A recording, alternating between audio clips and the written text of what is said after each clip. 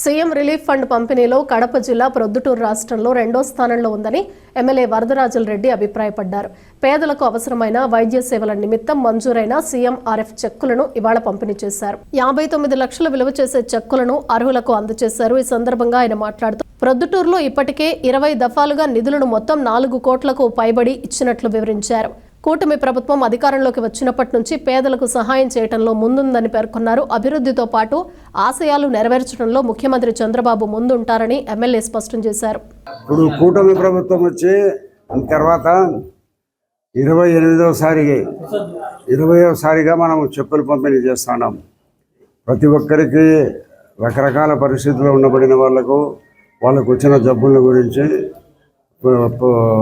అందరూ ప్రైవేట్ ఆసుపత్రులలో చికిత్స పొంది ఆర్థిక పరిస్థితి ఉండబడినా లేకపోయినా కూడా ప్రాణం అంటే తీపి కాబట్టి అందరూ వారి యొక్క శక్తి మేరకు డబ్బులు అందరూ ఖర్చు పెట్టుకొని ఈ యొక్క జబ్బులు నయం చేసుకోవడం జరిగింది. ఈ ప్రభుత్వం ఏముందంటే చాలామంది పేదవారు ఉంటారు, ఆర్థిక ఇబ్బందుల్లో ఉండబడిన వాళ్ళు ఉంటారు. వాళ్ళందరికీ కూడా మనం ఆర్థిక సాయం, వాళ్ళ జబ్బులకు సంబంధించిన ఆర్థిక సాయం కొంతమేర చేయాలనే ఉద్దేశంతో ఏదో చన్నీళ్ళల్లో వేడి నీళ్ళలో చన్నీళ్ళలాగా ప్రభుత్వం ఆర్థిక సాయం అందిస్తుంది.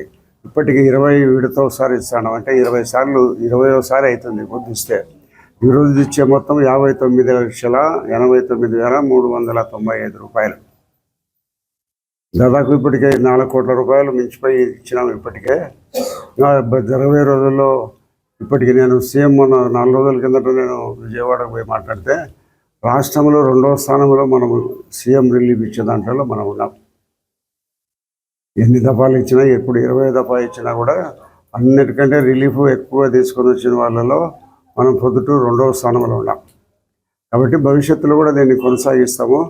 ఆర్థిక ఇబ్బందుల్లో ఉండబడిన పేదవారందరూ వాళ్ళు నయం చేసుకునే జబ్బులకు వేలు ఖర్చు పెట్టుకొని చేసింటారు. కాబట్టి వాళ్ళల్లో కొంత ఊరటనిచ్చేదానికోసం ప్రభుత్వం ఆర్థిక సాయం చేయడం జరుగుతుంది.